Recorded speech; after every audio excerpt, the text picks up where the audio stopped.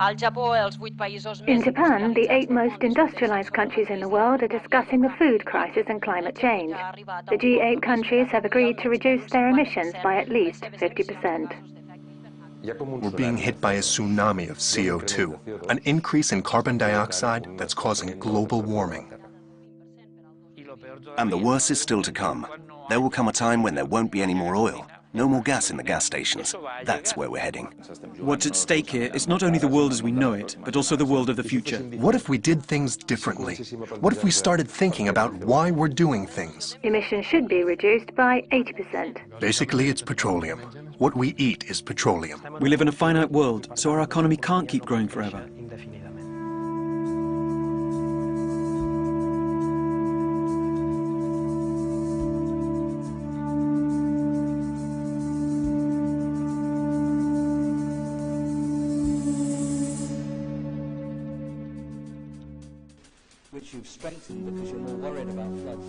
According to a report published in 2006, climate change will account for a 5 to 20% loss in gross world product within the next 30 years. The report was not written by a scientist. The author was an economist, Nicholas Stern, and the research wasn't commissioned by an environmental group, but by the British government. Unmanaged climate change would be devastating to the economies of the world. If people have to move, if whole towns and cities become unviable because of lack of water or storms, that would place an enormous cost. But others had already begun to glean the picture portrayed by Stern. The measures for controlling climate change will lead to major business opportunities. The shift towards a new economy is already moving large sums of money.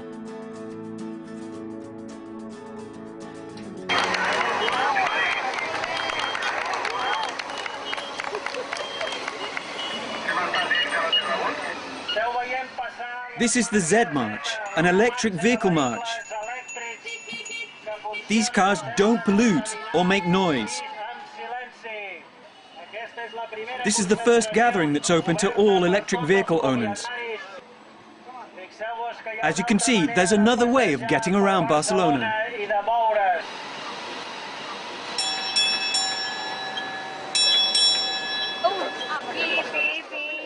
Demand for electric vehicles is on the rise. In recent years, they have entered the ranks of manufacturers and salespeople.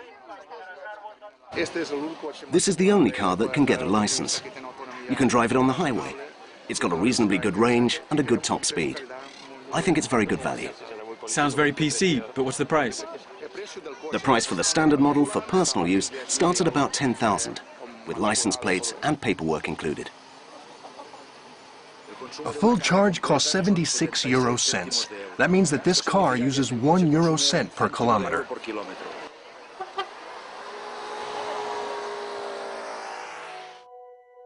Primary energies come from renewable sources or from non-renewable sources such as oil, coal, natural gas, or uranium. These are transformed into secondary energies such as fuel and electricity. The main difference between the two is that the energy contained in fuels can be stored, whereas electricity has to be generated at the moment it's going to be used. Users are often unaware of this fact. People don't realize that behind the electrical outlet in their homes, there are a bunch of cables that end up in a power plant, which may be 1,000 kilometers away. And that electricity has traveled through a network of power lines that we see all over the countryside, leading all the way to their homes. And to produce that electricity, coal had to be shipped from an open pit mine in South Africa or Colombia, for instance, where coal is cheapest. Massive burning of fossil fuels has made for global warming. But this threat is also an opportunity to change our model of development. 40 years ago, when Valeriano Ruiz started researching a new energy model based on solar energy, some people thought he was mad. Today, he's considered a guru. His team continues to research state-of-the-art technology, and many of his disciples are heading the main solar energy companies in Spain. I am totally convinced that we have started what I would call a new energy paradigm. The sun sends us a lot of energy every day. Right now in Germany, with half the sunlight that we get in Spain, there are 10 times more solar installations than in Spain, both hot water and photovoltaic. We produce electricity in an extraordinarily brilliant way, using photovoltaic cells, a scientifically spectacular technology. We use sand from the beach to build a device that produces electricity when it's hit by the sun. It seems like a miracle.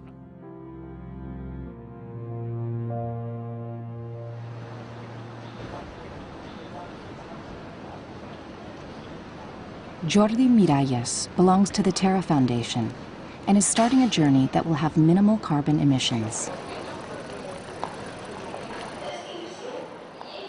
For each kilometre we travel by car, we could cover 3 on a bus. On a train, that would be 7. On a bicycle, we could go on and on forever. By plane, we would only cover 1/3.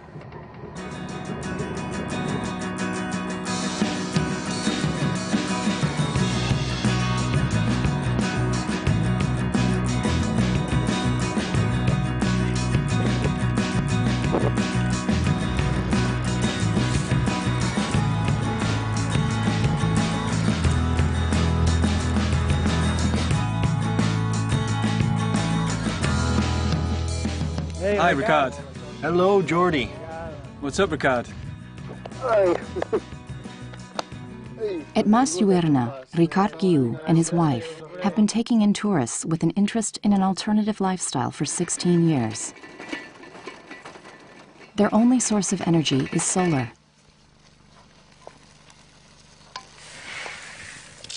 Ricard is an organic farmer. Come here, chick, chick, chick. Just as the 200,000 other European entrepreneurs who have proven that food production can be sustainable. In addition, it can be profitable and less dependent on oil. Look at this, it's cool. Sometimes they look funny, huh? But these never make it to the market. No, nobody wants them, but they're great.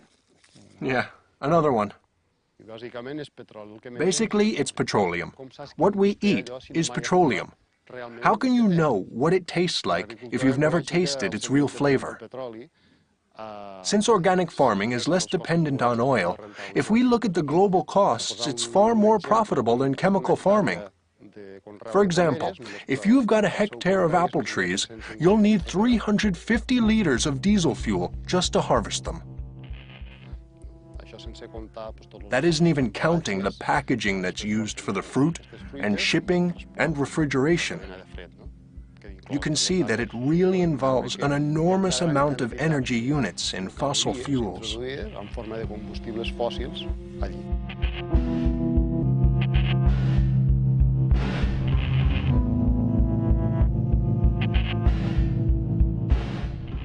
This is traveling food.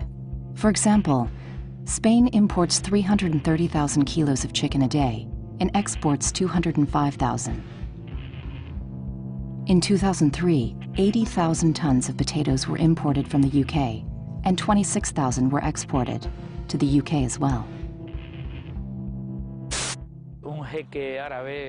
An Arab sheikh once said that the Stone Age didn't end because they ran out of stones, but because something else appeared, iron, copper, and so forth. He claimed that the oil age wasn't going to end because we ran out of oil. I'm convinced that oil isn't going to run out all of a sudden. The amount we drill will drop slowly, and prices will gradually rise. And there will be restrictions, and that will foster austerity and efficiency, renewable energies, distributed generation, etc.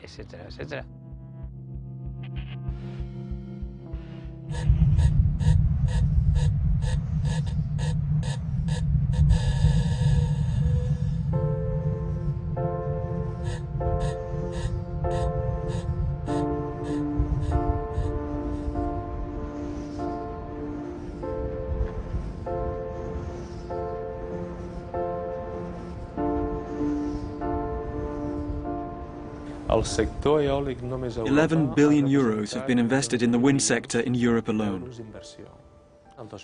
In 2008, the equivalent of 108 million tons of CO2 have been saved in emissions. What does that mean? That's the equivalent of taking 50 million cars off the road. It's incredible. Wind energy is now supplying 30 million families in Europe. In 1993, a small Catalan cooperative called Ecotecnia built the first commercial wind farm in Spain, located in Tarifa. Since then, many wind generators that produce energy throughout the world are manufactured right here, in this factory. No, last week we were working on Kaizen boards, with tools and so forth. Oh, okay. And moving people over to Block 3, which isn't doing so well. Anything else for today's meeting? No. I think that's all. Thanks. Let's go. 26 years after the company was founded, Ecotecnia joined the Alstom multinational corporation to keep on growing. Now they manufacture some of the most advanced wind turbines on the market. These machines are increasingly efficient in generating energy. As I mentioned earlier, we can have up to 10 people here to get 7 turbines ready. There are 2 people working here on this project, and it will take as long as it takes to get them done. At 7 turbines a week, the total output for the plant is... We figure there must be about 130 people working on the plant now. Should we go see the Eco 100? Sure, let's go see the bigger one. Have you got 3 megawatt machines here? Yes, these ones here are the first pre-series turbines. Do you know where the first one was installed? In El Perelló, wasn't it? Yes, in El Perelló.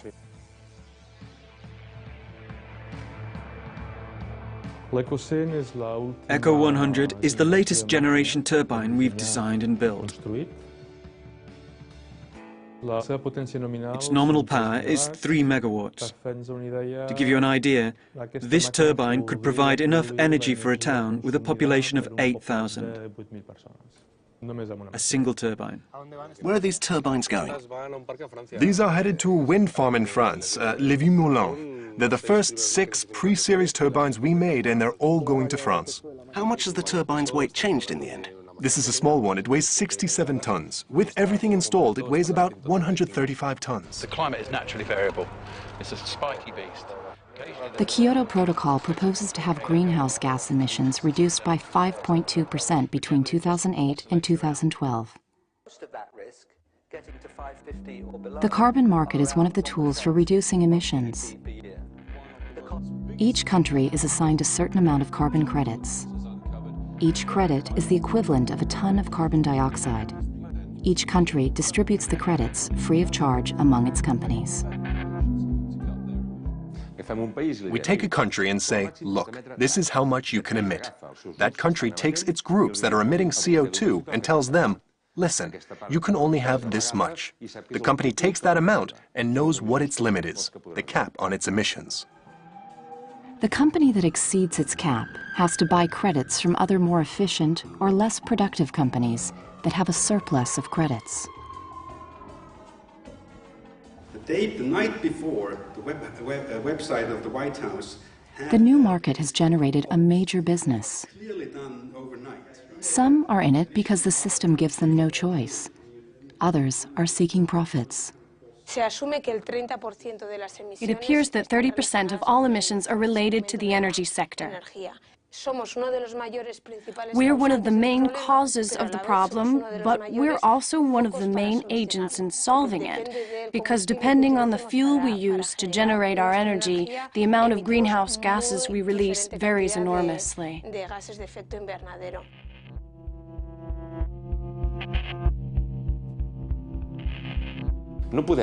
We can't hold the industries responsible for what we're consuming. We can't place all the blame on the power companies.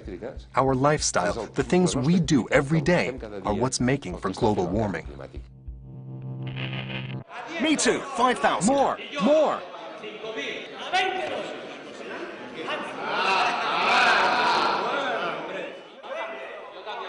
Carbon dioxide has become a commodity, and the place to trade it is the climate exchange. This market accounted for about 100 billion euros last year. Those who are efficient and save carbon credits can then sell them. It's an asset, a commodity that encourages companies to save. Meanwhile, companies seeking more credits have to buy them on the market. Sendeco, good morning. Good morning. I'm calling from Casau Ceramics in Lleida. Hello. I was just calling this morning to find out about how trading carbon credits works. Do you have a surplus or a deficit? A surplus. A surplus. How much is it right now? We're expecting to have about 5,000 units left over. Right now we have a buyer for that volume. He's offering a purchase price of 14 euros. Okay. Would you be interested in making the sale right away? Carbon dioxide is at the crossroads between the economy and the environment. It involves the environment because the point is to reduce emissions. The end justifies the means. From a financial, economic perspective, like all markets, it has an important financial component. Right now, carbon dioxide has become just another commodity. People buy and sell it, not only in the places where it's emitted, also anywhere else, like in a bank. Okay, I'll send you the contract right away. Meanwhile, you can go ahead and send the credits to our Renade account. Okay. As soon as we get them, I'll call you to make the sale. The Germans have already left because there were no chips for the modules. We've just got here. Luckily. The sun is bringing hope for economic development in many depressed regions. Douro is located in one of the places with the most sunlight in all of Europe. An enormous solar farm is being built here with thin-film solar panels. Lali Gallego, who designed the farm, and Miguel Rodriguez, the construction supervisor, are checking on its progress. This is clean energy. We don't need to burn coal or use diesel oil to move turbines. This allows us to reduce our carbon emissions by 2,800 tons a year. This farm. Yeah, this group here. Plug in there. In 2, in 4, in 1 and 3. This solar farm will generate enough electricity for 3,000 homes. It's what referred to as distributed production.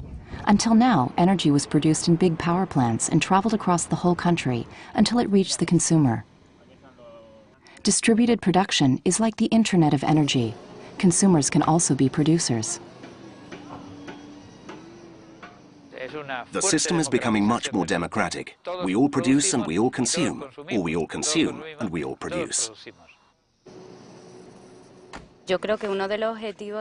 I think one of the main objectives for photovoltaic energy was to put an end to the electrical power monopolies and make it more distributed. Put it in the hands of more people, so we wouldn't have to rely on oil-producing countries, the three in control of all the power. But in the end, it's just the same. It hasn't changed. The energy savings plan proposed by the Ministry of Industry in Congress today will save more than 4 billion euros on our oil bill. The STAR strategy is to have 1 million electric and hybrid vehicles on the road by 2014. What seemed like just another environmentalist project turned into a profitable business at Prosolia. Today, after installing solar panels for years, they are striving for a new challenge: energy efficiency. I think that what we ought to do is get off the grid for a few days to realize how much we're willing to pay for electric power. There are collateral expenses to producing energy with fossil fuels or nuclear power. If we really applied their indirect cost or the waste they produce, the years that waste has to be watched, if we applied that cost to each kilowatt, it wouldn't cost what it's costing us now.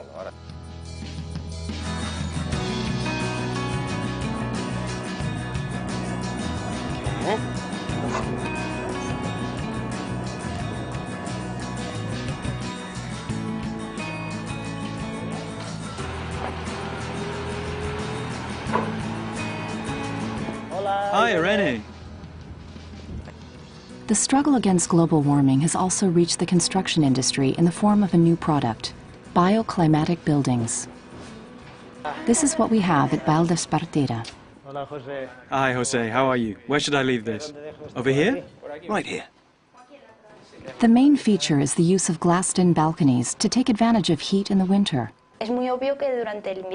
Obviously, we get a lot of heat in the winter, a lot of sunlight, and almost all the rooms face this direction. They're the warmest rooms and need very little heating. In the summer, these windows open completely, and it's like an open balcony. All these face west. You can see the entire western facade has double glazed windows to protect us from the wind. In Valdespartera, fossil fuel use has been reduced by 80%. Some of the residents at Parque Goya have told us that they spend less than 150 euros a year on hot water and heating. I see you've got solar panels on the buildings. Yes, each apartment has a solar thermal panel. Back in 2002, we passed a requirement of about 50% of hot water needs, with the option to raise that to 70%. I saw last year's program and it's, well, not exactly chaotic, but it is very complex. Very extensive. Yeah, very extensive. Expo CO2 is preparing next year's Congress with one goal in mind: to make a difference. One of the subjects to be discussed is the carbon credit auction starting in 2012. For example, a cement or ceramics company will go to the auction and say, "I want so many tons." Or you go there and sell your credits to them. The regulations establish that starting in 2012, the big companies, especially utilities, will have bought 100% of the credits at auctions.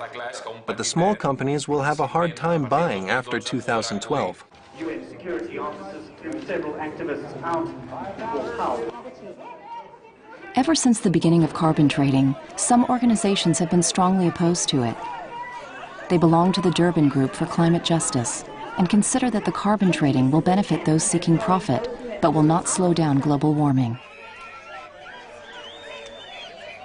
The Kyoto Protocol basically embodies a system that promotes emissions trading as a solution to climate change, as the solution to climate change. And there's many problems with that. One of them is that it distracts from any other sort of real solutions to climate change. So there's all of this energy and money being put into the system that doesn't actually address the root causes of climate change. There's often the assumption that environmental groups are against markets as a matter of principle. Basically, what they're against is pollution and putting a price on carbon rights.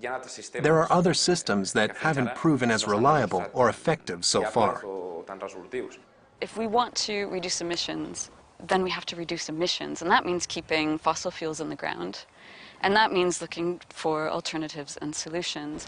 And that means instead of spending a lot of focus on trying to make the system that's obviously flawed work, that time should be spent looking for alternatives and solutions that actually benefit communities. Let's record the call. One moment, please, Christina. Ceramicas Casals confirms the sale of 5,000 units at a price of 14 euros per unit.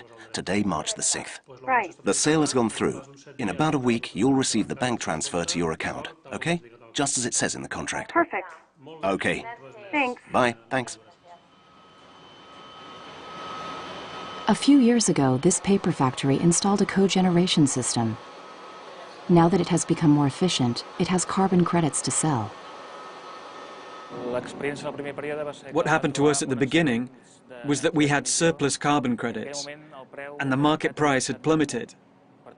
Therefore, we had two options, to sell them or lose them. We tried to make a bit of profit, but it turned out to be almost nothing. The effectiveness of this system depends on the real possibility of reducing emissions and economic interest. What is more profitable, buying credits or making an effort to reduce emissions? In this case, our investments weren't aimed at reducing emissions. They were intended to reduce our utility bills. Our goal isn't to reduce emissions. I mean, if we have to, we buy credits. Emissions are linked to production. When will companies buy carbon credits? When it's cheaper to buy them than to invest in halting their carbon emissions. Each company's estimates are different. In the long run, it has to be cheaper to make the investments than to buy the credits. Oil is the basis of all the economic development of the past few decades. However, oil dependence has created a power and money game that is putting our planet at risk. The Casablanca oil rig has busy times ahead. A close down has been considered due to dropping oil prices. But today Repsol announced its plan to start up 2 new wells, which alone will account for a 4-fold increase in Spanish oil production. How much oil is left? Geologists, business people, and governments are trying to forecast when the peak in oil production will come, after which the maximum possible amount will have been extracted. The price will keep on rising and shake the world economy. The geologists who consult for the oil-producing countries have gone back and looked at the oil and gas reserve figures. These studies show that we'll peak between 2010 and 2020. Rising oil prices are an opportunity for a change in habits. Technology provides its own solutions to this change. Until we feel ashamed to drive down the avenue in an SUV, we won't have made any headway. It doesn't make sense to invest all that time, energy, and effort to travel to Madrid for a 2-hour meeting. We have to take advantage of the available technology. Jeremy Rifkin believes that we're heading towards the third industrial revolution. We now can connect with new software. Hundreds of thousands of little teeny desktop computers that you own. You have to think about every home, factory, office, shopping mall, industrial park is a power plant that produces its own energy on site with solar roofs, vertical wind, geothermal under the ground. In the rural areas, it takes agriculture and forestry waste. The buildings are on the coast, ocean waves, hydro. The electric power that these buildings generate can't be stored, but Rifkin suggests that it be used to produce hydrogen. Hydrogen can be stored and used as a fuel in any place at any time. Buses in 9 European cities are already using hydrogen as an alternative to oil. In aviation, Boeing has succeeded in doing so too.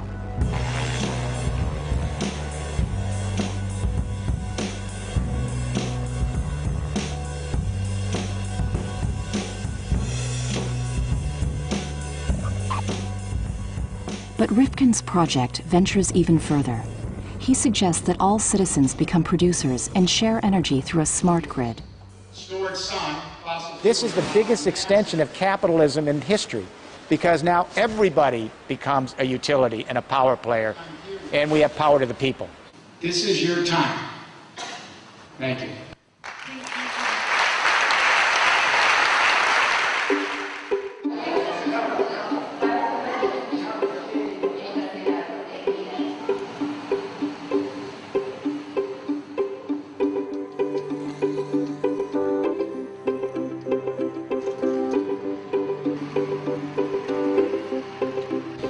While hydrogen becomes a reality, the economy of climate change is already reaching cities.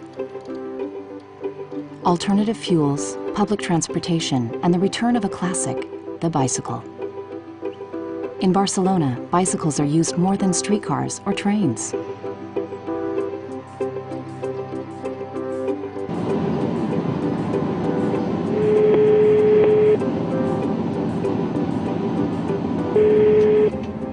Hello?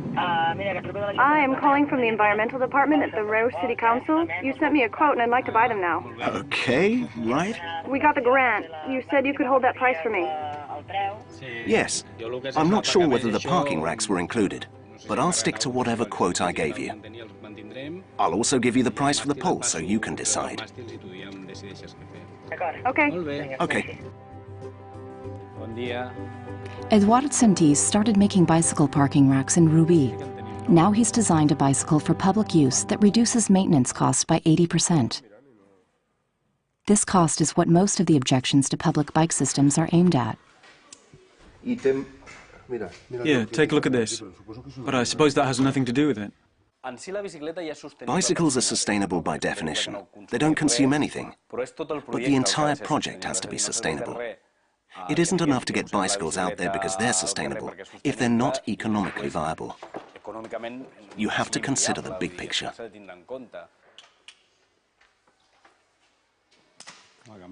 The gear shift is fine. And you can't hear the cardan shaft. You know what we're going to do? We're going to try to get this cog out. 80% of our savings in maintenance are because we took the cogs out of the chain. We took out the plates and put in a cardan shaft. It's the washer, see? Yep, you're absolutely right. The second problem is the tires. The problem is that they're always going flat. Yeah, and you wonder, why don't they have solid tires like the ones we've got?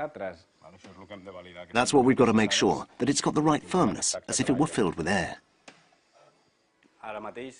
I don't see any real alternative right now, until they come up with a new transportation system. Right now, there is nothing out there like a bicycle. The fact is that bicycles are the most efficient vehicles on Earth.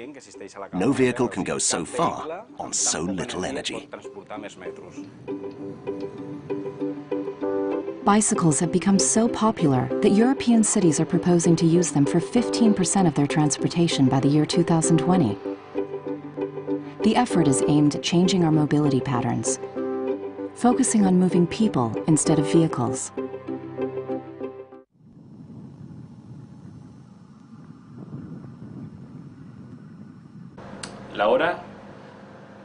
We're going to raise overtime and normal work hours to 9 and 10. And on weekends, we'll go up to 13. Your rate will be 15. Work is piling up at Darrow. The projects are running late. They have to redouble their efforts to get the farm ready before the government cuts back the incentives that have made solar energy a profitable business. The incentives are crucial. In the past, there have been other incentives set up in different ways. Big dams for hydroelectric power, pipelines for gas and oil, funded by the government. At the beginning, the only ones investing in solar energy were those most concerned about the environment. But over time, and with high incentives, the sector has filled up with investors seeking profits as high as 14%. We think it's good that the incentives will be going down soon. That way we'll all be getting on the grid on equal ground. It will also avoid too many sun farms in the countryside, and installations on rooftops will go back up. That's where solar energy really should be.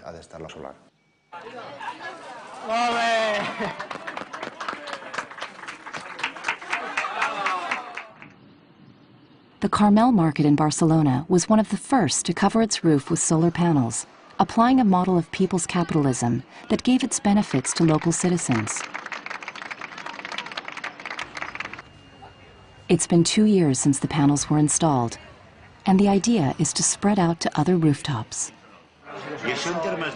How much is that in terms of income? It's over 100 euros a day in electric power. And that's daily, right? So how much is that in a year? Over 20,000 euros gross.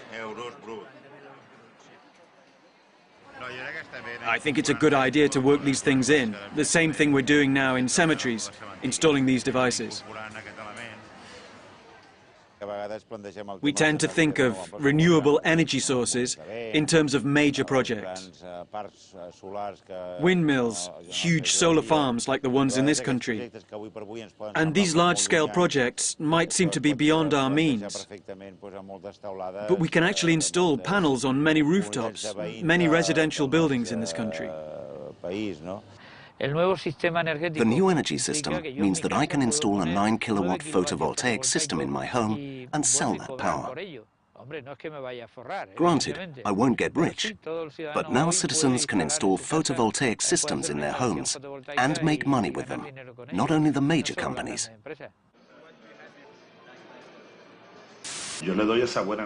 I have good news for the Spaniards. I can guarantee them 100 years of oil supply. Some look for new oil wells. Others seek for alternatives. Solar cars that so far only race in rallies. New fuels, or a battery recharging system for electric vehicles in Israel, mass-produced by Renault and Nissan.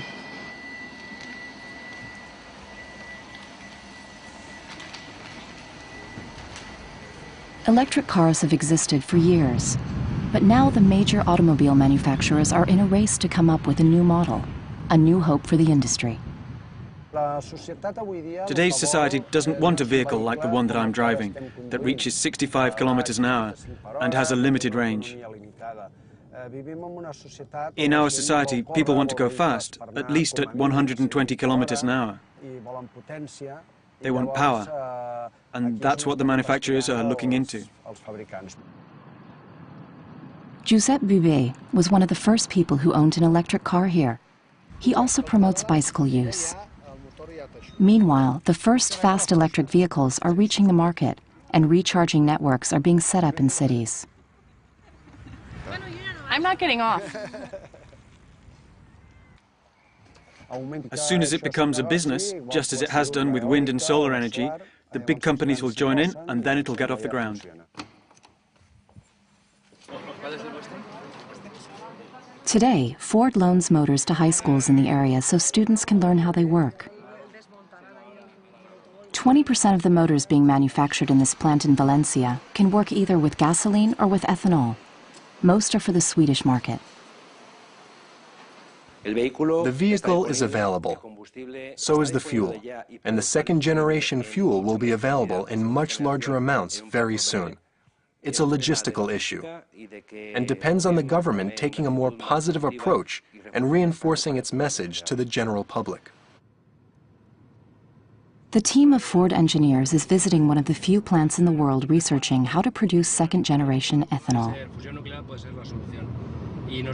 The issue of fuel for transportation is a major concern, and I don't think there's only one solution for that. Several years ago, this metalworks company diversified its business and started researching ethanol production from waste and from orange peels. Just by using organic waste, we could produce the equivalent of 30% of our oil imports.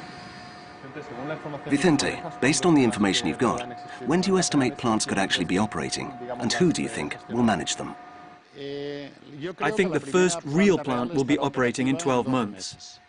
There are big companies interested in doing this, such as FCC, Ferrovial, ACS, Acciona. So you'd say that right now there's a real business in renewable energy. There's a whole industry to be developed. I believe the major refineries have the technological know-how to speed up the entry of second-generation ethanol. I think there's a series of older chairmen that ought to be retired right away. I think the shareholders in those companies, because of the policies they're following, are leading the Spanish oil companies like Repsol and Cepsa into a dead end, because of the chairman they've got.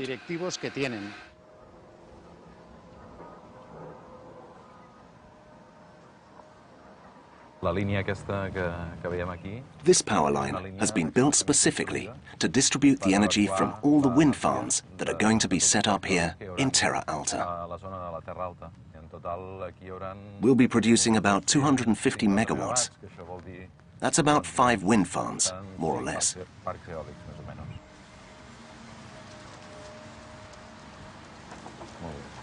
After a decade of delayed development of wind energy, the plans for farms in Catalonia are starting to see the light.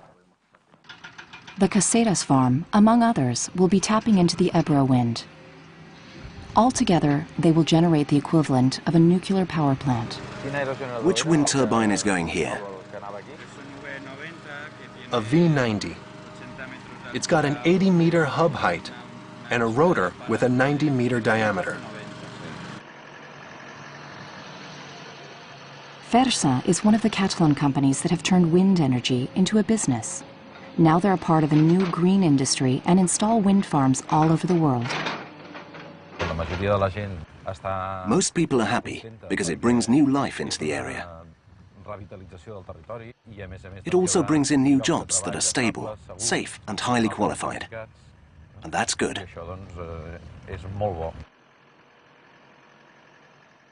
If you build a nuclear power plant, the visual impact is incredible, 80 times worse than a wind farm. And the reason is, we see it at Vandellós. It's been there for 25 years and will stay there for another 10, 25, 50 years, because what is left of Vandellós they'll never, ever be able to get rid of. The only energy we can put in and take out without any impact on the future is wind energy. Where do you see the visual impact? Isn't that demagoguery all over again?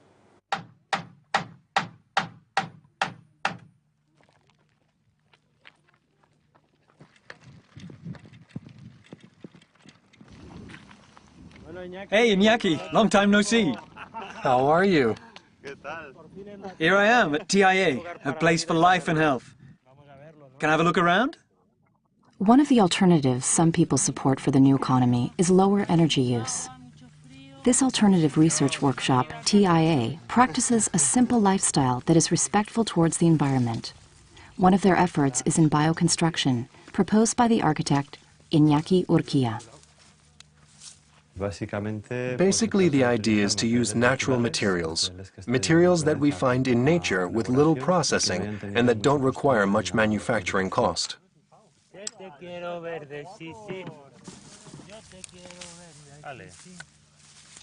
In an economy based on disposable goods, houses have been built using many resources, but they don't last. Urquía proposes learning from the old methods. About 100 years ago, people started making straw houses in the United States. Those constructions are still standing, but reinforced concrete buildings have an estimated lifespan of about 50 years. Okay, I'll leave the mint. Yes. Although it's spreading like a weed. Yeah, it's turning into a weed.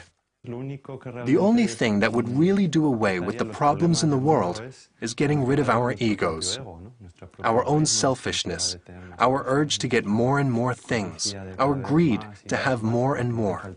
You don't really need that much, do you?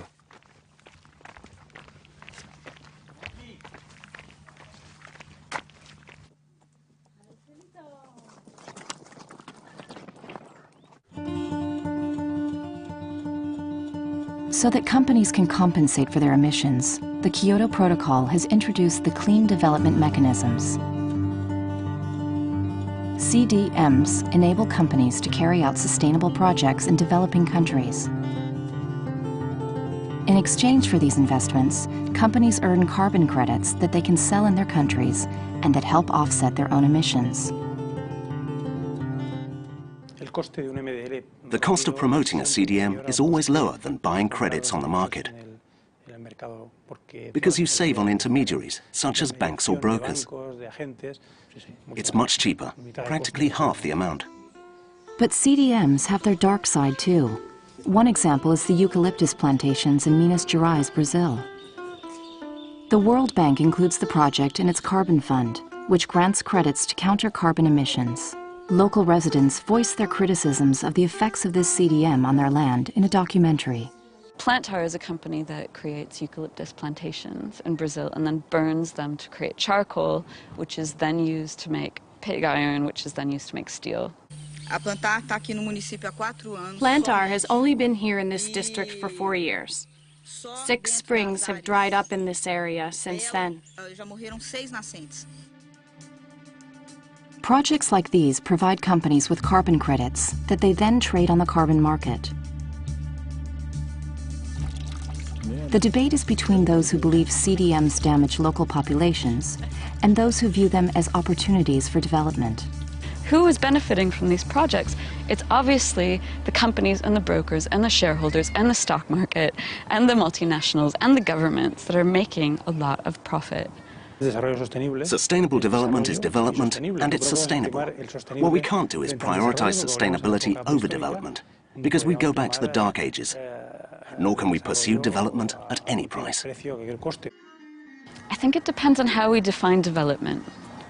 If development means that there should be a form of democracy that comes from the bottom up, where the most marginalized and the most poor, their voices are taken into account, then CDM has no reason to be involved in that system at all.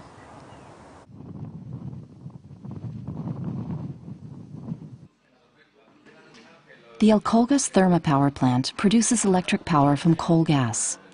Now they're researching a new system for saving on carbon rights purchases: carbon capture. This process involves turning coal into a gas from which the carbon monoxide is isolated. Steam is added to the monoxide to isolate hydrogen, on the one hand, which will be used for clean electrical production, and carbon dioxide, on the other hand, that will be injected into oil reservoirs and will also make it easier to then pump the oil out. This is where we're planning to install the pilot plant I mentioned earlier. It's really small, about 300 square meters. This is where we want to install it. But the cost of carbon capture is still high, 50 euros per ton. It's expensive because depending on the capture method, the loss of yield can range from 8 to 15%. And then there's the uncertainty as to what you do with the CO2 once you've captured it. If the cost of emitting 1 ton of CO2 is going to cost you more in fines than what it costs to capture it, then it may be worth doing. If carbon capture really takes off, coal-based energy production will increase, and coal is cheaper and more abundant than oil. We have a lot of coal in Spain. Coal may not be the best, but we have a lot of it, so it makes sense that it will continue to be used.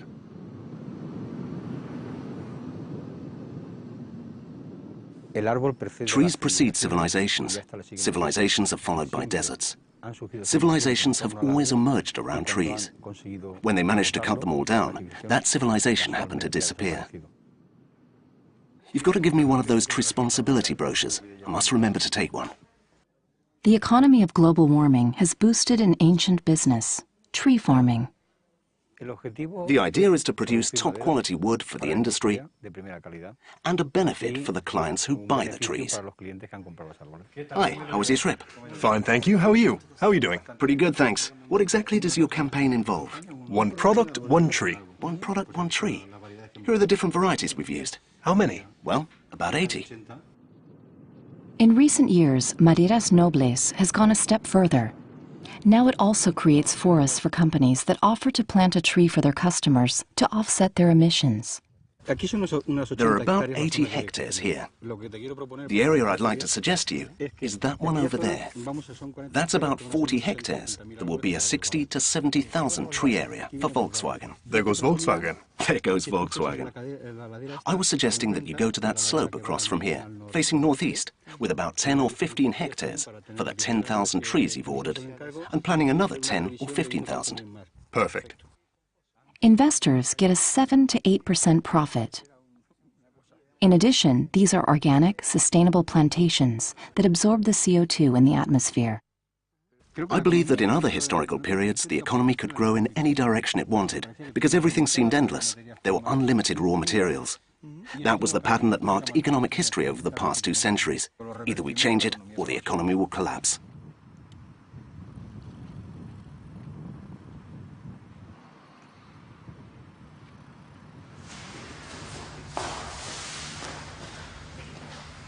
Mauricio.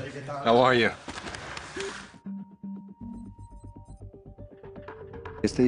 This building releases no CO2 into the atmosphere.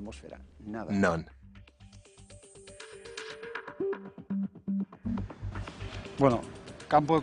We've got a thermal collector system. The photovoltaic system is over the boiler room. What you see here are the geothermal shafts. So how many meters? How deep? About 3 meters, 3 or 4 meters. At this depth, we have a constant temperature of about 14 degrees. So when you've got an outdoor reading of, today, it may be 25, but sometimes it's 35 degrees.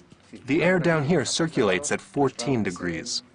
Because of this temperature gradient, you don't have to bring in additional energy from conventional sources. So here there's a constant current of air sending the heat outside. At another time of the year, in the winter, it's the other way around. It brings in heat when we need it. You close it? Right. The goal was to cover 50% of the energy requirements that a conventional building would have, and then provide the remaining energy from renewable sources. Do you like the building? I love it. Considering what it saves and how much energy costs are rising, it's much cheaper this way. More and more so. Aside from the fact that it would have to be done anyway, even if it were more expensive, because we have no choice. But it happens to be cheaper too. We have to bear in mind that there isn't much uranium available. Nobody seems to mention that, but it's true. I'm convinced that nuclear energy will drop because there won't be enough uranium. 600 mirrors facing a tower and generating electricity. This is high-temperature solar energy. Abengoa has built the first commercial power plant in Seville. The advantage is that energy in this form can be stored. Solar thermal energy can be stored. You can store heat to produce electricity when you really need it. Solar thermal energy has the additional advantage of being used to produce hybrid power with other renewable sources that can generate heat, such as biomass, to generate electricity with the same kind of conventional power plant that we have now, and replace solar input with a renewable fuel such as biomass. Some very good people have come out of the school. Very good people. So good, they've moved the older ones out. That's life. Some of Valeriano's disciples have worked here at the Almeria Solar Platform Research Center. It's one of the world leaders in its field. In terms of their potential, renewable energy sources can provide 1,000 times more energy than we need. Solar energy has moved out of the lab and is spreading fast. One of the most ambitious projects for the future is Desertec, a plan to install solar thermal power plants in the desert to provide energy for Europe, North Africa, and the Middle East. The idea is to provide 10 to 25%, but I think it's a win-win situation, benefiting everyone, and that would contribute to increased stability and improve political communication between these two areas in the world. But to truly transform our economy, we need to ultimately make clean, renewable energy the profitable kind of energy. So I ask this Congress to send me legislation that places a market-based cap on carbon pollution and drives the production of more renewable energy in America. That's what we need.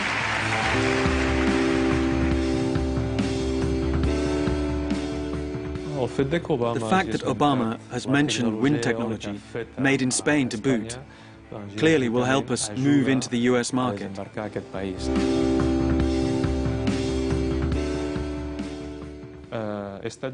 In the US, we'll be starting from zero. We're going to be setting up factories there, and we'll start supplying the American market.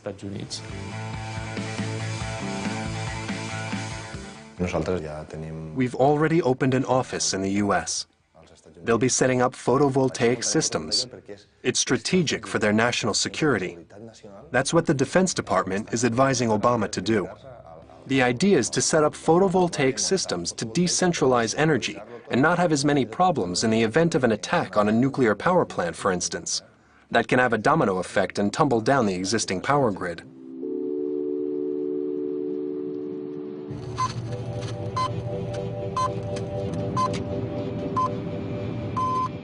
In Italy, the 8 most industrialized countries in the world have reached an agreement to reduce their greenhouse gases by 80%. With this measure, the G8 countries hope to hold the global temperature increase below 2 degrees. The sunrise energies and industries that are distributed that represent power to the people in the 21st century. I have no doubt that this is where we're heading. I just don't know if we can get there quick enough in the time frame that we see, because climate change is forcing us into a very, very short window. I can see a different future, and that is a world of low carbon growth, a world of continuing growth, a world where we overcome poverty, a world where we have a cleaner environment, where we have more energy security, where we have more biodiversity, a safer, more attractive, more dynamic, growing world. That's up to us. We can choose that if we want to. It's true that fossil fuels will eventually run out, but we're talking about a problem that's 40 or 50 years ahead. And before then, we'll have structural solutions to solve the problem. Some businessmen are drinking cocktails on the beach and don't realize a tsunami is about to wipe them out. The risk is there. It's very real.